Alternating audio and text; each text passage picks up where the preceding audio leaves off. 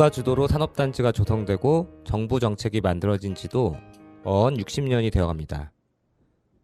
산업단지는 2021년 말 기준으로 전국 1257곳이 있고 여기엔 약 11만 개 기업들이 입주해 227만여 명을 고용하고 있습니다. 국내 제조업 생산의 63%, 수출의 66%, 고용의 47%를 차지할 정도로 산업단지가 우리나라 경제에서 차지하는 비중은 여전히 큽니다. 하지만 산업단지는 오래된 역사를 가진 만큼 생산시설과 기반시설, 고용인력 등 다방면에서 노후화 문제를 겪고 있기도 합니다. 정부가 산업단지 혁신 대책을 속속 내놓는 이유도 산업단지 체질 개선이 절실한 과제라고 보았기 때문이겠죠. 이른바 스마트 그린 산단이다, 디지털 전환, 탄소 저감이다 뭐다 해서 미래 성장 동력을 갖춘 산업단지로 탈바꿈하겠다면서 지금 각종 정책들이 쏟아지고 있는데요. 정부는 이런 산업단지 관련 정책을 통해서 기존의 전통적인 제조업에서 이른바 미래 첨단 산업, 친환경 청정 산업 중심으로 재편하겠다는 구상입니다. 월담의 노동이 수다 청취자 여러분들도 아시다시피 그동안 윤석열 정부는 민간이 주도하고 정부는 이걸 뒷받침하는 정책을 국가정책 전반에서 확대해 왔잖아요. 그리고 이런 정책 기조는 산업단지를 새로운 미래 먹거리 산업 중심으로 재편하고 육성하겠다는 구상에 있어서도 마찬가지로 나타나고 있죠. 기존의 산업단지를 이렇게 탈바꿈하겠다는 것도 그렇고 새로운 산업단지를 조성하는 문제도 그렇고 이렇게 민간이 주도하고 정부는 지원을 하는 산업단지 정책의 밑그림은 결국 정부 역할을 관련 제도를 재정비하고 입지 규제를 완화하는 등 어떻게 기업들이 사업하기 좋은 환경을 갖출 수 있을지에 대해서만 골몰하게 만들죠. 그러니까 땅과 물, 전기, 원료, 기계설비 같은 산업단지의 물질적인 토대, 기반시설이라고 하죠. 정부가 이런 기반시설들에 엄청나게 투자하고 제도적으로도 지원하겠다고 하면 입주를 망설이는 기업들 입장에서 보면 또 얼마나 매력적으로 다가오겠습니까? 사실 자체적으로 인프라를 확충할 여력이 없는 중소업체들 입장에선 이렇게 기반시설을 잘 닦아놓은 산업단지를 마다할 이유가 없습니다. 문제는 산업단지에 들어올 사람이 없다는 겁니다. 새로운 일자리가 속속 만들어지고 있고 사실 기존의 일자리도 부족한 건 아닌데 정작 일할 사람이 없다는 게 지금 당장 산업단지 입주 기업들이 골머리를 앓는 문제라는 거죠. 어쩌다 산업단지는 특히 청년들이 기피하는 대표적인 노동 현장이 돼버렸을까요? 산업단지 인력난이 계속되는 가장 큰 이유는 업종이나 고용 형태 가릴 것 없이 저임금, 장시간 불안정 노동이 바로 이곳에서 고착화되었다는 데 있을 것 같습니다. 그리고 이렇게 작은 사업장에서 파견, 일용직 등 불안정한 고용 형태로 일하는 노동자들이 유독 많은 산업단지에서는 노동자들의 인권 침해 문제 역시도 심각합니다. 실제로 직장 내 괴롭힘에 대한 설문조사에서도 작은 사업장일수록 또 저임금일수록 비정규직일수록 괴롭힘을 경험한 비율이 더 높다는 결과도 발표된 적이 있었죠. 정부나 기업은 물론이고 언론에서도 산업단지의 핵심 문제로 낡고 오래된 인프라 문제에 집중해 왔는데요. 실은 산업단지에 밀집해 있는 작은 사업장들에 대한 낡고 오래된 고정관념, 편견들도 그에 못지않게 심각한 문제라고 생각됩니다. 가령 작은 사업장의 경우엔 영세한 경영 여건이라든지 열악한 작업 환경은 어쩔 수 없다는 인식이 팽배하잖아요. 그러면 사업주나 직장 상사의 갑질, 괴롭힘에도 더 자주 그리고 더 심한 강도로 노출되는 작은 사업장 노동자들의 문제도 정말 어쩔 수 없는 문제일까요? 한편 작은 사업장일수록 직장 상사의 부당한 지시나 폭언, 폭행과 같은 일들이 큰 규모의 사업장보다 상대적으로 많이 나타나곤 하는데요. 직장 내 괴롭힘에 대한 사내 규칙이나 매뉴얼 같은 적절한 방지 대책이 없는 것도 문제의 원인이겠지만 작은 규모의 일터라서 회사 구성원들이 하루 종일 함께 부대낄 수밖에 없는 상황도 이런 부당함에 문제 제기하기가 쉽지 않은 분위기를 만드는데 일조한다고 합니다. 만약에 직장 상사가 업무 성과가 부진한 직원에게 폭언을 한다거나 또는 업무와 무관한 개인 심부름을 시킨다고 해도 그걸 따져 묻기가 힘든 어떤 분위기가 작은 사업장에서 더 강하게 나타난다는 겁니다. 작은 사업장에서 일어나는 많은 문제들이 개인적 친밀함이라든지 업무상 지위가 높은 사람의 뜻에 좌우되는 경향이 그동안 허다했다는 겁니다. 그래서 아직도 우리 회사는 가족 같은 회사라고 자랑스레 떠벌리는 데가 있다는 거죠. 아예 구인 광고를 낼 때부터 가족 같은 분위기에서 일할 분 모십니다. 이렇게 광고하는 회사들도 쉽게 찾아볼 수 있고요. 이런 걸 대놓고 얘기하는 회사들은 화기애애하고 친밀한 사내 분위기를 마치 권장해야 할 좋은 기업 문화인 듯이 말합니다. 회사 구성원 모두가 서로를 아끼고 보듬고 또 부모 자식처럼 극진히 대하는 곳이라면 경영자 입장에선 그야말로 천국이 따로 없을 겁니다.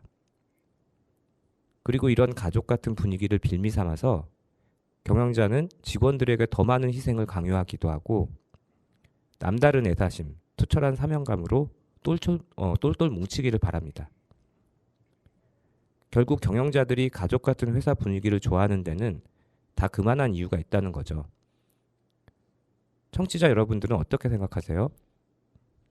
월담의 노동이 수다 오늘 14번째 방송은 직장 내 괴롭힘 문제에 대해서 한번 이야기 나눠보겠습니다. 오늘 들으실 첫 곡은요. 자미로콰이의 Virtual Insanity입니다.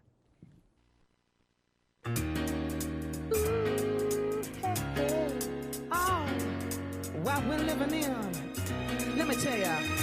And it's a world that man can eat at all. When things are big that should be small. Who can tell what magic spells we'll be doing for us? And I'm giving all my love to this world, only to be told I can't see, I can't breathe, no, my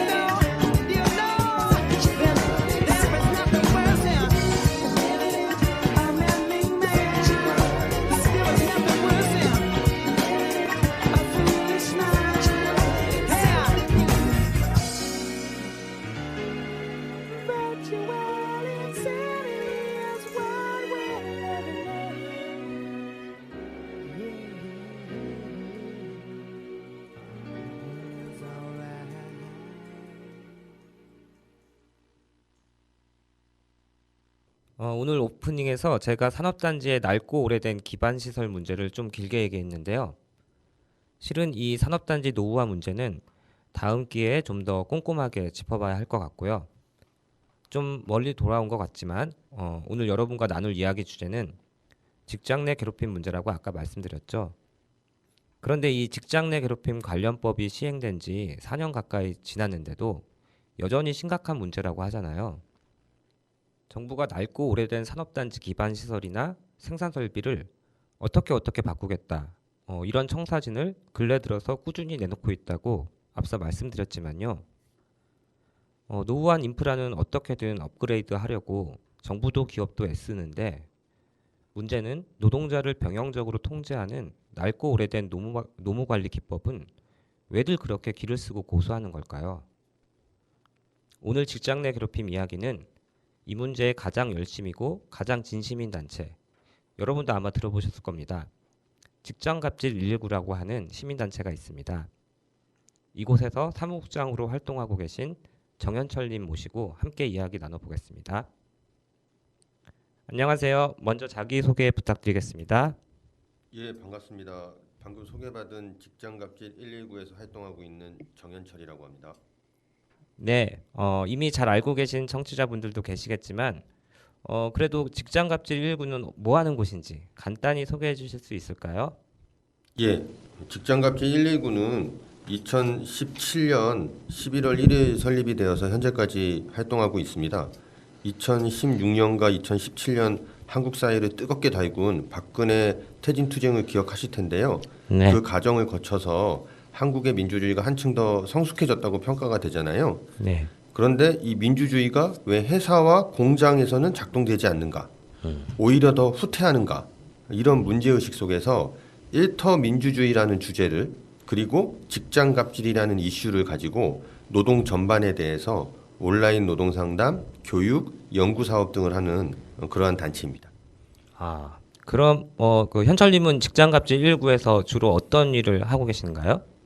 저는 직책은 사무국장인데요. 네. 온라인 상담도 하고 사업 집행도 하고 총무 회계도 하고 등등 여러 가지 이것저것 하고 있습니다. 굉장히 많은 일들을 하고 계시군요. 바쁘신데도 이렇게 시간 내서 우리 방송 함께 해주시는 데 대해서 너무나도 고맙습니다. 네, 초대해 주셔서 감사합니다. 예, 그럼 뭐 일단 이 정도면 프로필은 웬만큼 알아본 것 같은데요. 자, 오늘 이야기 주제가 직장 내 괴롭힘 문제예요. 워낙 이 문제는 직장 생활을 하고 계신 분들이라면 관심을 갖지 않을 수가 없잖아요. 직장 내 괴롭힘 여전히 심각하다고 하는데 최근 조사 결과도 궁금하거든요. 저희가 이 분기별로 전문 여론조사 업체를 통해 가지고 직장인 1,000명을 대상으로 설문조사를 꾸준히 하고 있는데 네. 가장 최근에 이제 3월에 했습니다. 이 결과를 좀 말씀을 드리고 싶은데 우선 지난 1년 동안 직장 내 괴롭힘을 경험한 게 얼마나 되냐 이렇게 물었더니 직장인 1,000명 중 30.1%가 괴롭힘을 경험했다라고 응답을 했거든요. 그러니까 여전히 이제 10명 중 3명은 직장에서 괴롭힘을 당하고 있다 이런 건데 이게 이게 제일 처음 이런 조사를 한 게 2019년 6월이거든요. 네. 그때는 무려 44.5%가 괴롭힘을 경험했다고 답변을 했어요. 아이고. 거기에 비하면 한 14.4% 줄어든 거죠. 네네. 그러니까 이제 근로기준법에 직장 내 괴롭힘 금지가 시행된 게 2019년 7월이니까 법이 시행되고 한 4년 동안 네네. 직장 갑질, 직장 내 괴롭힘 문제가 이제 사회적으로 많이 알려져서 직장 내 괴롭힘 경험 수치가 좀 떨어지기는 했는데 그러니까 직장 인식이 좀 나아졌다고 볼 수도 있는 거죠. 그렇죠. 그런데 이제 이 설문 결과를 조금 세부적으로 더 들여다볼 필요가 있는데 이 직장 내 괴롭힘이 있다고 응답한 사람들에게 한 번 더 물어봤어요. 괴롭힘 수준이 어떠하냐? 그랬더니 심각하다고 응답한 사람이 48.5%가 나왔거든요.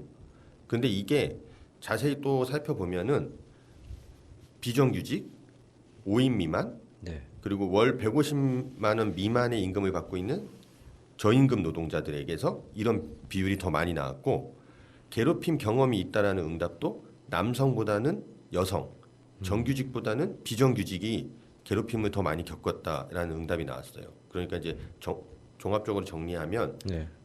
상대적 여성, 예. 저임금 노동자, 비정규직, 예. 그리고 연령대가 있는 50대 이상보다는 20, 30대가 괴롭힘 경험이 더 많다.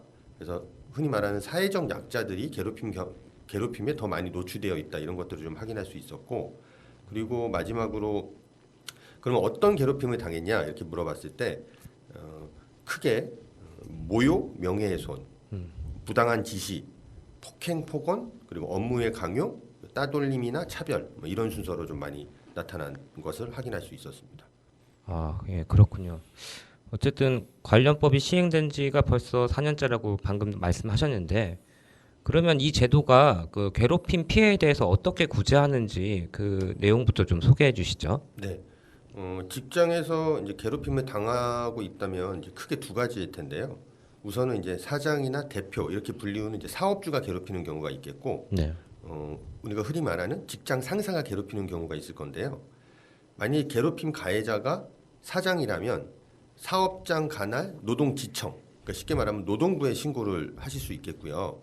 그런데 반면에 직장 상사의 괴롭힘이다 이런 네. 경우에는 일단 회사에 신고를 하는 게 좀 원칙처럼 되어 있습니다. 이거 좀 이런 차이가 있고. 네. 근데 이제 이때 중요한 건 이제 신고에 앞서서 괴롭힘 증거를 좀 확보를 하실 필요가 있는데요. 네. 원래 이제 신고라는 건 하려면 다 할 수는 있잖아요. 그렇죠. 예. 그런데 이제 어렵게 용기를 내서 신고를 했으니까 의미 있는 결과가 나와야 될 거 아니에요. 괴롭힘이 인정이 되는. 그렇죠. 예. 그러려면은 우선 이제 본인이 어떤 괴롭힘을 당했는지 약간 일기 같은 형식으로 육하 원칙에 따라서 좀 꼼꼼하게 기록을 좀 해두시면 좋을 것 같고, 가해자의 괴롭힘 행위를 좀 입증할 수 있는 녹취라든지 문자 또는 뭐 카톡 같은 SNS 메시지, 그리고 주변 동료들의 진술 이런 것들을 좀 확보해 두시면 신고를 하고 괴롭힘을 입증하고 인정받는데 좀 도움이 많이 될 것 같고, 그래서 이렇게 신고를 하고 조사를 해서 괴롭힘이 인정이 되면 법에 따라서 피해자에 대한 보호 조치와 가해자에 대한 징계 조치 등이 이루어지도록 그렇게 법에는 명시되어 있습니다. 아, 네. 어쨌든 말씀하신 것처럼 뭐 기록을 잘 남기고 또 보관하는 것도 굉장히 중요하겠네요. 네, 많은 분들이 괴롭힘 신고를 했는데 인정을 못 받는 경우들이 실제 있거든요. 네. 그거는 이제 뭐 그 행위가 괴롭힘이 아닐 수도 있는 거지만 실제 괴롭힘을 당했는데도 인정을 못 받는 경우의 대부분은 그것을 증명할 수가 없어서 증명을 못하면 나는 괴롭힘을 당했다고 주장하고 그 가해자는 나는 그런 적이 없다고 주장할 거잖아요. 그렇죠. 그러면 서로의 말이 다르니까 괴롭힘이 있었는지 없었는지 확인이 안 되는 거죠. 확인이 안 되면 결국은 뭐 쉽게 말하면 증거 불충분으로 네. 괴롭힘이 있었는지 없었는지 확인할 수 없다. 이렇게 이제 결론이 날 수밖에 없는 거죠. 알겠습니다.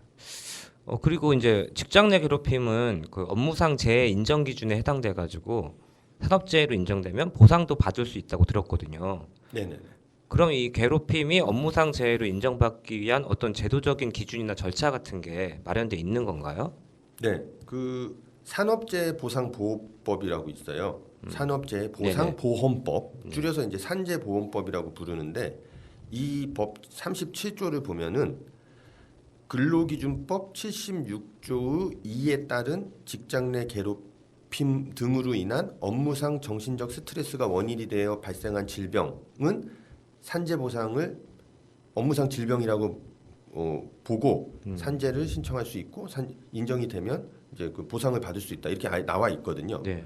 그래서 이제 쉽게 말하면 괴롭힘을 당해가지고 흔히 말하는 정신질환에 걸린 거예요. 네. 그럼 이걸 이제 진단을 받아가지고 산재를 신청할 수 있는데 이제 주요한 이제 정신질환 증상으로는 이제 적응 장애, 우울증, 외상 후 스트레스 장애, 불안 장애, 급성 스트레스 장애 이런 것들이 있고 네. 요렇게 되면서 이제 정신질환 산재 신청 건수도 계속 늘어나고 있고 그리고 인정이 되는 승인율도 상대적으로 좀 높아지고 있습니다. 근데 문제는 이게 이제 법적으로 산재 입증 책임이 개인한테 있거든요. 아, 그렇죠. 예, 그러니까 이제 이걸 입증하는 게 생각보다 어렵습니다. 그러니까 내가 이제 우울증이나 뭐 불안 장애를 걸렸어요. 네. 병원에 가서 이제 치료를 받았고 진단은 그렇게 나왔는데 문제는 이게 산재가 되려면 업무와의 연관성을 입증을 해야 되잖아요. 그렇죠. 예, 그러면 이제 직장에서 누군가 나를 괴롭혀가지고 내가 그런 증상이 발현된 거다. 이것은 이제 입증을 해야 되는 네. 이런 이제 입증의 책임이 좀 있는 거고 또 여전히 이제 한국 사회에 좀 깊이 박힌 편견 중에 하나가 이제 정신병에 대한 편견이잖아요. 그렇죠. 예, 지금은 그래도 조금 나아졌지만 여전히 좀 사람들이 그 정신과 상담을 하는 것도 좀 어려워하고 이렇거든요. 이런 것들도 좀 정신질환으로 산재 신청하는데 좀 어려운 부분이라 이렇게 말씀드릴 수 있고, 그리고 이게 또 하나는 이제 오래 걸려요. 다른 그 질환이나 질병에 비하면. 그러니까 예를 들어 우리가 골절을 당했거나 또는 뭐 보이는 병들은 네네. 눈에 보이잖아요. 그렇죠. 근데 그 정신질환은 사실은 겉으로는 잘 분간이 안 가는 거죠. 그러니까 입증도 어렵고, 그래서 이것이 그 산재 신청해가지고 결과가 나오는 기간이 다른 질환들에 비해서 좀 깁니다. 그래서 7개월에서 1년 사이가 걸리는 경우도 있거든요. 그럼 이제 이 사람은 산재 신청을 하고 그 기간 동안 어떻게 보면 약간 방치되어 있는 거죠. 네. 그래서 이런 문제들도 좀 있고 뭐 그렇습니다. 그래서 근데 만약에 어쨌든 자신이 괴롭힘으로 인해서 좀 정신질환이 발생했다라고 한다면 병원을 얼른 가셔서 그 의사하고의 어떤 상담을 통해서 주치 진단서 그리고 직무 스트레스를 확인할 수 있는 의무 기록 이런 것들 좀 제출 받아가지고 그 다음부터 이제 신청을 좀 하실 수 있습니다. 근데 다만 우리가 이제 아프면 가면 금방 진단이 나오는데 네. 이 정신질환 같은 경우는 꽤 몇 개월 동안 꾸준하게 상담을 하면서 그 의사가 그 환자의 상태를 충분히 파악하고 그렇게 판단을 내리는 거라서 정신질환을 이렇게 진단 받는 것도 좀 시간이 걸리고, 이걸 이제 준비를 해서 산재를 신청해서 인정받는데도 좀 시간이 좀 걸리는 그런 문제들이 좀 아직 현실적으로 좀 있다고 하겠습니다. 네, 알겠습니다. 그 산재 입증 책임에 있어서도 본인이 직접 그런 것들을 다 감당해야 되는 게 굉장히 좀 어려움으로 작용하겠네요. 어쨌든 이 법제도가 만들어지면 여러 가지 이제 허점이 생기기도 하잖아요. 네네. 작년 8월부터 이제 사업장 내 휴게시설 설치 의무화 제도가 시행될 때도 그 20인 미만 사업장은 법 적용 대상에서 제외되기도 했거든요. 직장 내 괴롭힘 금지법도 마찬가지로 법 적용 사각지대 문제가 있다고 들었거든요. 이건 또 어떤 문제가 있는 거죠? 가장 크게는 이 법이 5인 미만 사업장 노동자에게는 적용이 되지 않고 있고요. 네. 그리고 원하청 간에 발생하는 갑질에 대해서도 적용이 안 되고 있고요. 그리고 아파트 경비 노동자들 같은 경우 입주민에게 갑질을 받는데 입주민은 사업주가 아니기 때문에 사용자가 아니기 때문에 이런 부분에 있어서도 배제가 되고 있고, 네. 특수고용직 노동자나 프리랜서라고 불리우는 노동자들도 이 법에 적용이 되지 않는 거죠. 그러니까 사각지대가 꽤 많다라는 게 하나가 있고, 그리고 이와 비슷한 법이 남녀고용평등법에서 규정하고 있는 성희롱이거든요. 근데 이제 남녀고용평등법에서 성희롱은 5인 미만 사업장 노동자에게도 다 적용이 돼요. 네네. 그리고 아시겠지만 성희롱 예방 교육은 법정 의무 교육이거든요. 그렇죠. 근데 직장 내 괴롭힘은 5인 미만 사업장에게는 적용이 안 되고 있고, 그리고 예방 교육도 법정 의무 교육이 아닌 거죠. 이런 좀 한계들이 있고, 좀 심하게 얘기하면 그러면 5인 미만 사업장 노동자들은 성희롱은 당하면 안 되지만 괴롭힘은 당해도 된다는 얘기냐? 이런 식으로 좀 거칠게 얘기를 할 수도 있는 거죠. 그래서 그렇죠. 이런 부분들이 좀 바뀌어야 된다라는 것들이고, 법 적용 대상이 좀 확대될 필요가 있다. 그런 얘기를 좀 꼭 드리고 싶습니다. 예, 알겠습니다. 오늘 얘기가 굉장히 나눌 얘기들은 정말 많은 것 같은데요. 일단 한번 좀 쉬어가는 시간을 갖도록 하겠습니다. 오늘 현철님께서 여기 오시면서 뭐 오늘 저희들에게 소개해 주실 각종 여러 가지 이야기들도 준비를 잘 해오셨지만 또 몸소 신청곡까지 갖고 오셨어요. 저희가 이런 유의 음악은 잘 안 틀어봤는데 오늘 한번 좀 도전해 보겠습니다. 주다스 프리스트의 다이아몬드 앤 러스트.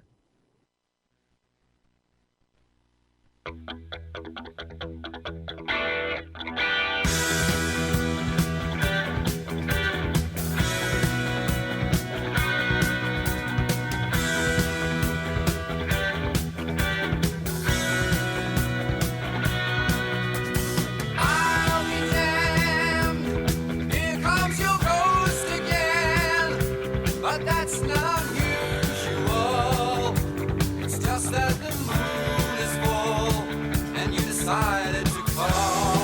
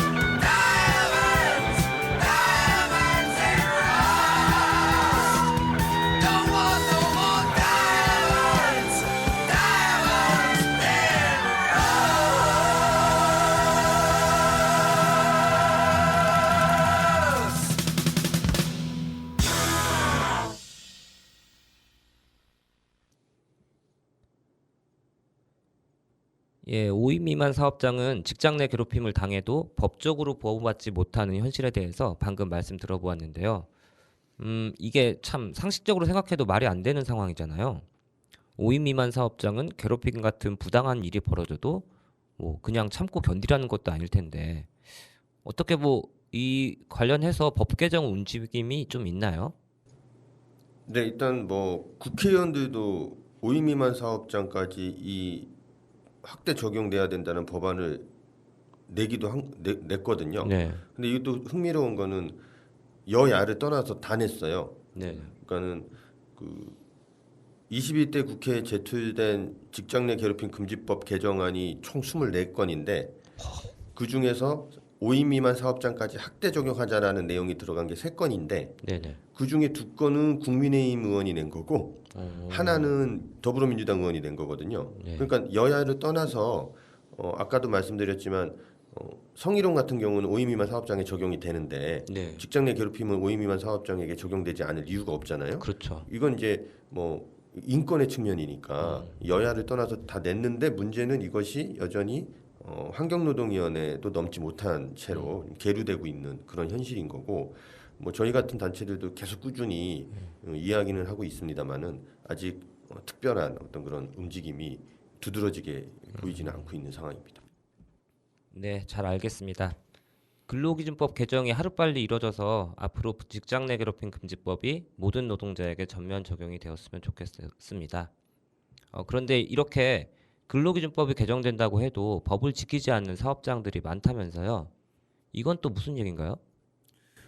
그러니까 이제 근로기준법이 있지만 이것을 무시하는 행태들은 엄청나게 많이 발생을 하고 있는데 요 며칠 그 인터넷 커뮤니티에서 굉장히 화제가 되었고 언론사에서도 이제 기사화가 된 게 부천에 있는 그 모 햄버거 프랜차이즈 네. 업체에서 그 직원이 이제 인터넷 커뮤니티에 그 약간 글을 올렸잖아요. 그쵸. 예. 거기 보면은 두 가지인데 대표 생일이라고 직원들에게 돈을 각출했고 선물 산다고. 예. 그리고 또 하나가 연차 사용 못하게 했다라는 그 증거를 올렸거든요. 둘 다 심각한 근로기준법 위반이에요. 네. 예. 우선 연차 사용 같은 경우 아주 노골적으로 월요일하고 금요일날 쓰지 못하게 아예 사용 금지 이렇게 표시가 되어 있어요. 회사 공지를 보면은. 네. 근데 연차 같은 경우를 보면은 근로기준법에 노동자가 지정한 날, 그러니까 근로자가 네. 지정한 날 사용할 수 있다 이렇게 명확하게 나와 있거든요. 그렇죠. 다만 회사 같은 경우 어떤 그런 사업에 중대한 하자가 발생할 수 있으면 시기 지정을 요구할 수 있다. 요 정도예요. 네. 그런데 여기서 중대한 사정이라는 건 그냥 단순히 회사가 되게 바쁜 요런 게 아니라 그날 그 직원에게 연차를 주면 영업이 완전히 중단된다든지 큰 손실이 예상된다든지 뭐 이런 거거든요. 네. 그런 수준이 아니면 직원이 연차 쓰겠다고 요청하면 인정해 줘야 되거든요. 그렇죠. 예. 근데 이 정도 규모의 꽤 큰 프랜차이즈 업체에서도 너무나도 쉽게 연차 월요일하고 금요일은 못 쓴다. 이런 것들을 아무렇지 않게 이렇게 회사 내에 공지하고 중간 관리자들에게 관리 감독 철저히 해라. 이러고 있는 거잖아요. 예, 이런 것들이 지금 한국에서 근로기준법이 어떻게 적용되고 있는지 보여주는 아주 단적인 현실 아니냐 그런 생각이 좀 듭니다. 그렇군요. 아무튼 이 법적으로 보장되어 있는 노동자의 권리조차 이렇게 부정당하는 현실이 정말 안타까운데요. 그 지금 이 윤석열 정부가 양대 노총에 대해서는 막 기득권 집단이다 이렇게 낙인 찍고 비정규직이나 작은 사업장 노동자들은 노동시장 취약계층이라고 이렇게 얘기하잖아요. 그게 또 대비시키고 있는데 그러면서 이제 노동시장 이중구조 해소를 틈날 때마다 계속 얘기를 한다는 거죠. 그래서 저는 진짜 정부가 뭘 할 줄 알았어요. 취약계층이라고 이렇게 지목한 노동자들에 대해서는. 하지만 뭐 별 대책이 없는 것 같거든요. 이제 직장갑질 119가 아무래도 권리를 박탈당한 노동자들을 이제 일선에서 자주 만나시는 그런 활동을 하고 계시잖아요. 그래서 마지막으로 정부의 노동 정책에 대해서 따끔하게 한마디 해주신다면요. 제가 이렇게 따끔하게 한다고 정부가 잘 들을지는 모르겠는데 그 윤석열 정부가 노동개혁하겠다고 하면서 3대 핵심 과제로 얘기한 게 이제 법치, 유연성, 공정성 이런 거거든요. 네. 근데 실제 한 걸 보면 민주노총이나 한국노총으로 대변되는 기성 노조들을 마치 범죄 집단, 건설 노조 이런 예. 것들 그리고 심지어 최근에는 한국노총 그 포스코 농성하는 노동자들을 그냥 때려 잡았던 거죠. 그렇죠. 그러니까 범죄 집단으로 낙인 찍고 범죄 집단이니까 엄정한 법 집행을 해야 된다. 그래서 집회 못하게 하고 잡아가고 펩사이신. 네, 펩사이신 이제 뿌려도 된다. 이렇게 그 경찰청장이 막 독려하고 이게 법치인가요?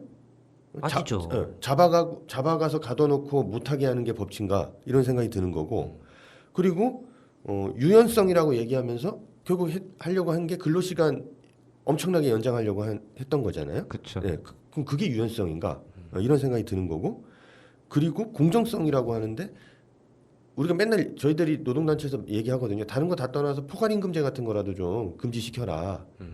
그렇게 얘기하지만 이건 손도 못 대고 있잖아요. 노동부 같은 경우 포괄임금제에 대해서 아무런 자료를 갖고 있지 않아요. 아, 저희가 달라고 몇 번 했는데 없대요. 없는 이유가 뭐냐면 포괄임금제는 사용자와 노동자가 맺은 계약이지 사적인 영역에서 발생한 거라서 노동부가 그런 통계를 갖고 있지 않다. 이렇게 얘기를 하고 있어요. 그러니까 포괄임금제가 얼마나 많이 퍼졌고 얼마나 많이 악용되고 있는지 뻔히 알면서도 관련한 자료를 하나도 가지고 있지 않고 말로는 포괄임금제가 문제라고 얘기하지만 포괄임금제 문제를 해결하기 위한 어떠한 대책도 내놓지 않고 있는 거죠. 사실은 제가 보기에는 윤석열 정부가 하고 있는 노동개혁은 자기네들 말 안 듣는 기성노조 때려잡는 거 그리고 자기네들 말 잘 듣는 제3의 노조를 키우려고 하는 거 이거 외에는 사실은 두드러진 거 없다. 실제 노동자들에게 어떠한 영향을 미치는 조금이라도 나은 제도나 제도의 개선은 실제 이루어지고 있지 않고 있다. 이제는 이제 양대 노총을 다 적으로 돌려놓고 적으로 돌려놨는데 앞으로 어떻게 하려고 하는지 잘 모르겠습니다. 그러긴 말입니다. 예, 오늘 말씀 잘 들었는데요. 생각해보니까 좀 저희가 오늘 너무 가슴이 답답해지는 얘기만 잔뜩 한 것 같은데요. 혹시 뭐 가시기 전에 좀 가슴이 뻥 뚫리는 그런 좀 속 시원한 상담 사례라든지 뭐 그런 건 없을까요? 속 시원할 것까지는 아니고 가장 최근에 이제 저희가 어떤 이메일로 이제 상담을 하나 받은 게 충북에 이제 오창이라는데 테스트테크라는 회사가 있어요. 근데 여기에 그 2030 젊은 노동자들이 관리자들의 어떤 그런 직장 내 괴롭힘 그리고 강제 연차 사용 뭐 이런 것들에 맞서서 노조를 만들었어요. 노조를 만들었는데 회사가 노조가 만들어지자마자 관리자들을 중심으로 해서 복수 노조를 만든 거죠. 네. 근데 관리자들이 조금 더 숫자가 많아서 흔히 말하는 그 대표 교섭 노조가 됐고 2030 젊은 노동자들이 만든 노조는 이제 교섭권을 이제 뺏기게 된 거죠. 이러한 어떤 그런 이제 억울한 사연들을 저희한테 좀 제보를 해서 저희가 그것을 이제 보도 자료해서 이제 냈거든요. 네. 그래서 이제 중앙 언론들이 좀 그것을 기사화했는데 정작 그 지역의 언론사들은 이제 아무래도 그런 지역 언론사들이 좀 그런 약간 한계들이 좀 있거든요. 네. 그러다 보니까 이제 이 사건에 대해서 완전히 침묵을 했는데 중앙에서 이제 기사가 되니까 그때서야 이제 지역 언론사들도 이제 기사를 했고 그리고 이제 저희가 기사를 내면서 회사의 이런 행태에 대해서 직장 내 괴롭힘 문제 그리고 기타 여러 가지 문제들에 대해서 회사를 상대로 특별 근로 감독을 해라 이렇게 저희가 이제 냈었는데 실제 이제 노동청에서 특별 근로 감독을 하겠다라고 이제 결정을 해서 해당 노동자들이 이제 저희한테 좀 고맙다고 인사를 좀 한번 전한 적이 있었는데 네. 최근에 그런 것들이 그런 사례들이 조금 기억에 남습니다. 좀 그래도 그나마 좀 다행이네요. 이렇게 좀 지역에서조차도 잘 알려지지 않았던 그런 문제들에 대해서 그래도 직장갑질 119에서 이렇게 역할을 해주셔서 그 노동자들이 좀 더 용기를 갖고 싸울 수 있게 된 거는 정말 고무적인 소식인 것 같습니다. 결국 이제 저희들의 어떤 역할들이 사실은 이제 저희는 이제 이렇게 표현하는데 노조방 노동자들의 이야기에 좀 더 귀를 기울이겠다 이렇게 말을 하거든요. 네. 여전히 한국 사회 노동조합 조직률은 이제 14% 정도에 불과하니까 그렇죠. 열에 한 명 정도만 노조에 가입되어 있지 8-9명은 노조를 구경도 못 하고 있거든요. 그럼 이 사람들이 그러면은 어떤 문제를 겪었을 때 일을 하다가 노동의 문제를 겪었을 때 막막하거든요. 누구한테 자신의 얘기를 해서 어떤 대책이나 이런 것들을 상담할지 저희는 이제 그들에게 좀 열려 있는 공간으로서 그런 역할을 좀 할 필요가 있고 그리고 방금 말한 것처럼 이 서울 수도권이 아니면 이런 여론의 관심이나 이런 데서 좀 많이 멀어지고 관심도 없고 맞아요. 그런 게 있거든요. 그래서 그런 것들도 좀 저희가 찾아내서 좀 알려내는 이런 역할들을 할 수 있다면 좀 의미가 있지 않겠나 생각하고 있습니다. 네. 앞으로도 직장갑질119의 이런 활동들 응원하고 또 함께 저희가 또 이 방송을 통해서도 많이 알려나가도록 하겠습니다. 저희가 사실 그 격주로 이제 공단 뉴스라고 해서 공단 노동자들의 삶과 노동에 대해서 관련된 소식들을 전하는 그 저희 코너가 있거든요. 네네. 거기서도 직장갑질 119가 그동안 발표했던 여러 가지 설문조사 결과들, 뭐 언론 보도 내용들을 많이 좀 인용을 하기도 했습니다. 감사합니다. 예, 큰 도움 받고 있습니다. 예, 혹시 뭐 끝으로 더 하고 싶은 말씀 있으시면 해주세요. 네, 그 이 방송 들으시는 분들 중에서 직장에서 직장 갑질, 직장 내 괴롭힘을 겪고 계신다든지 또는 기타 여러 다양한 노동 문제, 뭐 해고의 문제일 수도 있고 임금의 문제일 수도 있고 휴가를 못 쓰게 하는 문제일 수도 있고 어떠한 노동 문제든 저희가 종합적으로 상담을 하고 있는데 그런 일을 겪으면 당황하실 텐데 당황스럽지만 일단 좀 냉정하게 상황을 좀 파악을 하셔야 돼요. 그래야 이제 대응을 하실 수 있으니까. 뭐 안산에도 이제 뭐 노동자 센터라든지 이런 것들이 있고 뭐 합니다만은 저희 같은 경우는 온라인으로 상담을 하는데 카카오톡 오픈 채팅방이라는 것이 있잖아요. 거기에 직장갑질 119라고 검색을 하면 저희 오픈 채팅방 익명 상담방이 있거든요. 그래서 언제든지 들어오셔서 익명으로 자기가 이런 문제를 겪고 있는데 어떻게 하면 되겠냐라고 하면 거기에 이제 상주하고 있는 실시간으로 이제 노무사나 변호사, 노동활동가들이 실시간 답변을 해줍니다. 그러니까 요거 기억해 두셨다가 필요하시면 잘 활용하시고요. 직장 내 괴롭힘과 관련해서 마지막으로 한 말씀 드리면 여전히 많은 사람들이 이 직장 내 괴롭힘을 겪으면서 일종의 약간 자기 자책을 좀 많이 해요. 그러니까 내가 좀 부족해서, 내가 조직 생활에 적응을 못해서, 내가 좀 덜 이렇게 내가 너무 소극적이어서 이런 일을 겪는 거 아닌가, 내 잘못 아닌가, 뭐 이런 생각들을 많이 하는데 전혀 그렇지 않습니다. 당신 잘못 아니고요. 당신이 부족해서 또는 당신이 사회성이 없어서 조직 생활 능력이 떨어져서 겪는 문제가 아니라 그 회사의 직장의 어떤 시스템, 체계의 문제거든요.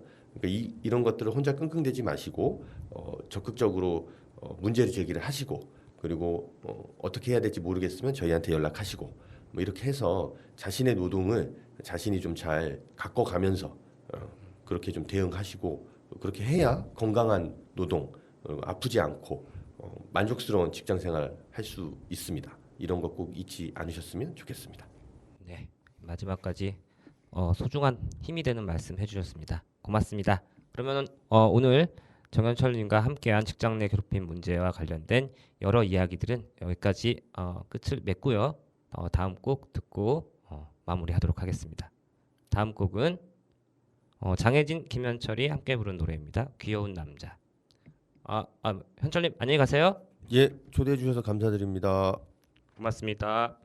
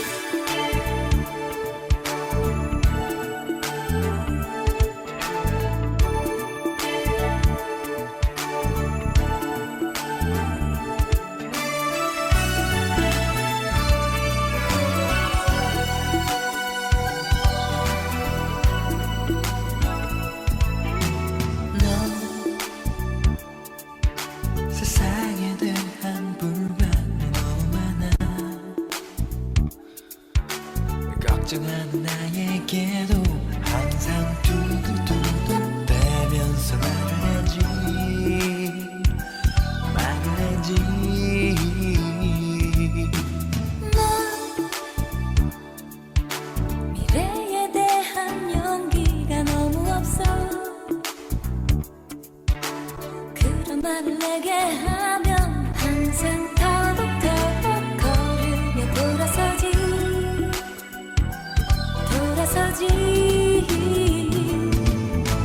난 생각해봤어 내가 정말 아깝다고 말야 하지만 난 그런 네가 왜 그리도 좋은지 나도 잘 모르겠어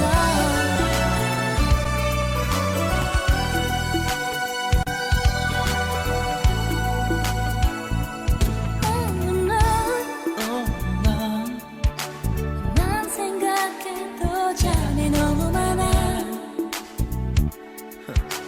졸린 밤에 전화할 때 항상 찡얼찡얼 대다가 먼저 줄지 잠이 들지 난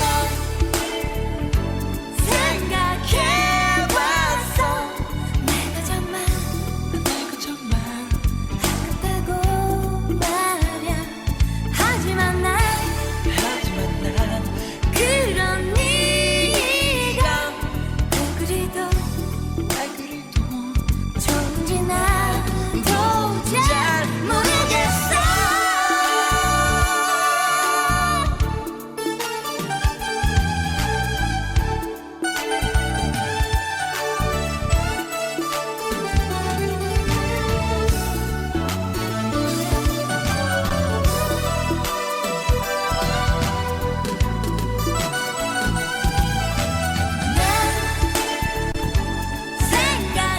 생각해봤어 내가 정말 아깝다고 말야 하지만 난 그런 네가 왜 그리도 좋은지 나도 잘 모르겠어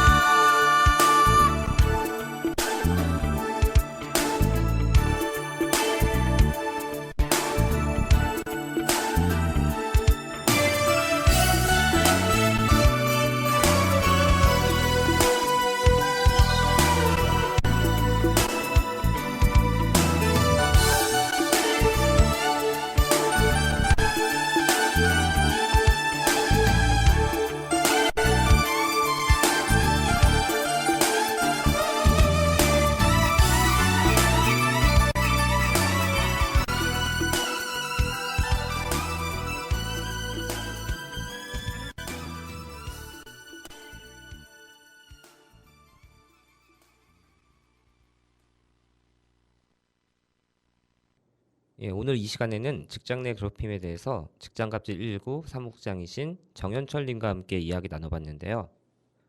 월담도 벌써 4년 전이죠. 2019년도에 반월시아공단 직장 내 괴롭힘 실태조사 결과를 발표한 적이 있었습니다.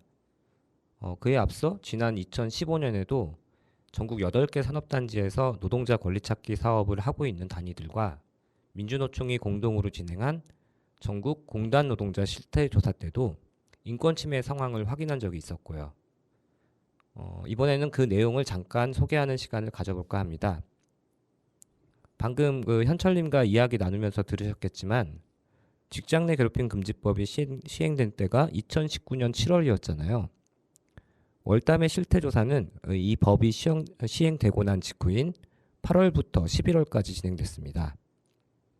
당시 조사 내용은 직장 내 괴롭힘 경험 유무, 괴롭힘 유형, 주요 괴롭힘의 행위자, 괴롭힘 발생 시 대처, 법 시행 인지와 경로, 그리고 법 시행 이후 기업의 조치 유무, 법 시행 기대 효과 등을 그때 한번 알아봤는데요. 먼저 직장 내 괴롭힘을 직간접적으로 경험했다고 응답한 비율은 47.6%로 거의 절반에 달했습니다. 성별로는 여성 응답자의 42.3%, 남성 응답자의 49.4%가 괴롭힘을 경험한 바 있다고 답했고요. 연령대별로는 40대의 55.2%, 60대 이상의 50%가 직장 내 괴롭힘을 경험했다고 응답했습니다. 고용 형태별로 또 살펴봤는데요. 기간제 응답자의 60%와 파견제 응답자의 66.7%가 괴롭힘을 경험한 적이 있었다. 그렇게 답했고요. 정규직 노동자 47%도 괴롭힘을 당한 경험이 있다고 응답했습니다. 그리고 이 결과는 지난 2015년 진행한 전국 공단 노동자 실태조사 결과와 크게 다르지 않았죠. 당시에도 반월시아 공단 노동자 중 인권 침해를 겪었다고 답한 비중이 절반이 넘는 55.7%였거든요. 2015년과 2019년도에 진행한 실태조사 결과를 보면 공단에서는 여전히 인권 침해와 그에 따른 괴롭힘이 일상적으로 행해지고 있는 것으로 파악됩니다. 그러면 공단 노동자들이 경험한 괴롭힘의 유형은 어떤 것이 가장 많았을까요? 직간접적으로 경험한 직장 내 괴롭힘 중 가장 많은 비중을 차지한 유형은 다른 직원들 앞에서 공개적으로 모욕감을 준다가 무려 43.1%에 달했습니다. 그리고 부하 직원에게 자기 일을 자꾸 떠넘긴다는 27.4% 정도였고요. 다음으로는 사생활에 대한 안 좋은 소문을 내고 다닌다. 그리고 그 다음으로 원래 맡은 일이 아닌 다른 일을 자꾸 시킨다. 이 순서로 응답 비율이 높았습니다. 이외에도 회식, 음주, 모임 가입 및 활동 등을 강요한다. 그리고 욕을 하거나 물건을 던지며 위협한다. 휴가 및 병가를 사용하지 못하게 한다. 같은 괴롭힘 경험이 있었다고 응답 결과가 나왔습니다. 이런 직장 갑질의 주요 행위자는 누구였을까요? 괴롭힘의 행위자는 주로 직장 상사였고 사장과 직장 동료라는 응답은 각각 23.5%였습니다. 한편 괴롭힘이 발생했을 때 어떻게 대응했는지에 대한 질문에는 37.3%가 아무것도 하지 않았다고 답했고요. 35.3%는 동료들과 이야기했다고 답했습니다. 상사에게 알리거나 고용노동부 등 공공기관에 신고하는 등의 적극적인 대처는 소수에 그쳤습니다. 결국 괴롭힘의 가해자가 상대적으로 우위에 있는 직장 상사이거나 사장인 경우가 대부분이라는 걸 알 수 있죠. 공단 노동자들의 설문 결과만 보더라도 개별 노동자 스스로 문제를 제기하는 것은 매우 어려운 일이라는 것도 분명해 보이고요. 그리고 당시 실태조사에는 직장 내 괴롭힘 금지법 시행 전후로 괴롭힘을 예방하기 위한 회사의 조치가 있었는지에 대해서도 질문했었는데요. 응답자의 57%가 아무것도 하지 않았다고 답했습니다. 전체 교육을 했다는 답변은 29% 정도였고요. 공고문을 부착했다고 답한 비율은 11.2%에 그쳤습니다. 회사 규모별로 보면 응답자 중 10인 미만 사업장에서 일하는 사람의 66.7%가 10인 이상 사업장에서 일하는 사람의 45.3%가 회사에서 법 시행 이후 아무것도 하지 않았다고 답했다고 합니다. 그리고 직장 내 괴롭힘 방지법은 10인 이상 사업장이라면 취업규칙 변경과 신고 의무를 부과하고 있거든요. 그런데 응답자 중 10인 이상 사업장에서 일하는 12.5%만이 취업규칙을 변경했다고 답했다는 것도 당시 실태조사에서 드러났습니다. 그만큼 많은 회사들이 괴롭힘 방지를 위한 조치들을 적극적으로 시행하지 않았다는 점을 알 수 있죠. 결국 법이 실제 현장에서 효과적으로 정착하기 위해서는 정부 차원의 적극적인 관리 감독이 필요합니다. 그래서 당시 월담은 실태조사 이후 고용노동부 안산지청에 취업규칙의 직장 내 괴롭힘 예방 및 조치를 위한 필수 기재 사항이 규정되어 있지 않아서 시정 지시를 한 건수와 직장 내 괴롭힘 예방 및 조치를 위한 취업규칙 변경 및 신고 의무를 하지 않은 사업장에 대한 조치 사항 등등이 있는지에 대한 정보공개 청구도 진행을 했었거든요. 이후 고용노동부 안산지청은 해당 정보는 보유하고 있지 않다고 답변했습니다. 사실상 직장 내 괴롭힘 예방 및 조치를 위한 취업규칙 변경 신고 의무에 대한 관리 감독이 전혀 없었던 것으로 추정되는 부분입니다. 이렇게 처벌 조항도 정부 차원의 감독도 부족한 상황에서 기업의 자발적인 변화만을 기대하는 것은 사실상 방치에 가깝다고 할 수 있죠. 이제부터라도 정부는 직장 내 괴롭힘 금지법이 현장에 제대로 안착될 수 있도록 적극적인 관리 감독을 해야 합니다. 또한 직장 내 괴롭힘법이 담지 못한 여러 가지 법적 공백이나 한계에 대해서도 적극적인 보완책을 마련해야 할 것입니다. 직장 내 괴롭힘 금지법 사각지대로 남아있는 곳은 단지 5인 미만 사업장뿐만이 아니죠. 갑 오브 갑인 원청이 하청 노동자에 대해서 갑질을 해도 괴롭힘 금지법은 작동하지 않습니다. 노동자로도 인정받지 못하는 특수고용 노동자를 사용한 진짜 사장이 만약에 갑질을 하더라도 법적인 처벌은 이루어지지 않습니다. 일하는 곳이 어디든 지위가 어떻든 간에 괴롭힘을 당하면서 일해도 되는 사람은 없습니다. 법 사각지대에 놓여있는 이 노동자들의 인권과 노동권이 제대로 지켜질 수 있게 법제도가 정비되고 정부 행정도 제 기능을 다하는 날이 하루빨리 오기를 소망해 봅니다. 이것으로 월담의 노동이 수다 오늘 방송 마칠까 합니다. 마지막 들으실 곡은요. 윤종신의 오늘의 날씨입니다. 지금까지 저는 임용현이었고요. 함께 해주신 여러분 감사합니다. 다음 주 목요일 오전 10시에도 또 뵙겠습니다. 안녕히 계세요.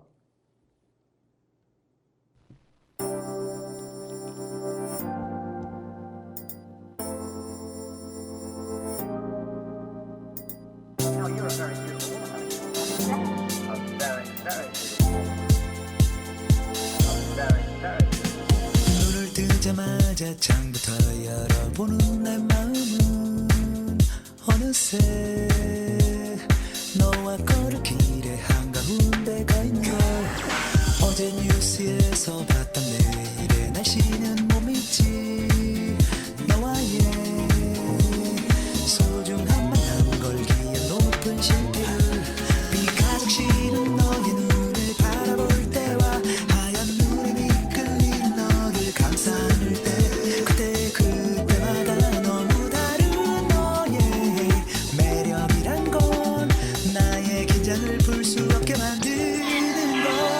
하늘이 내 편이 돼주기를 바래.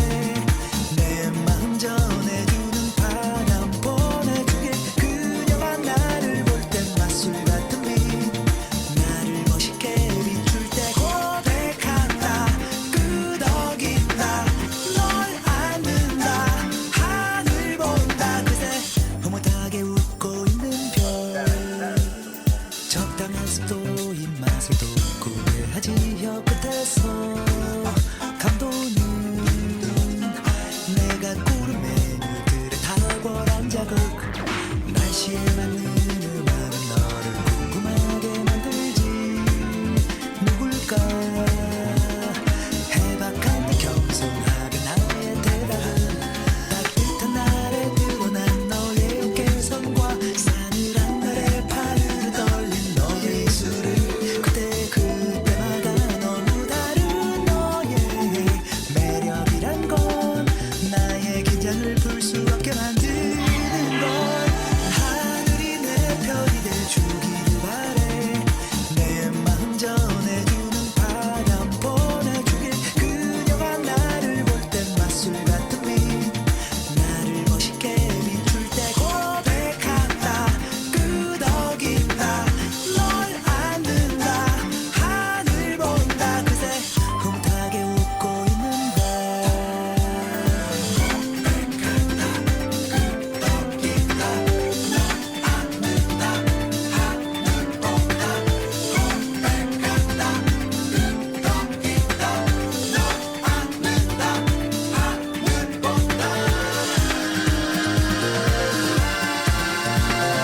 You're a very beautiful woman, Ellie.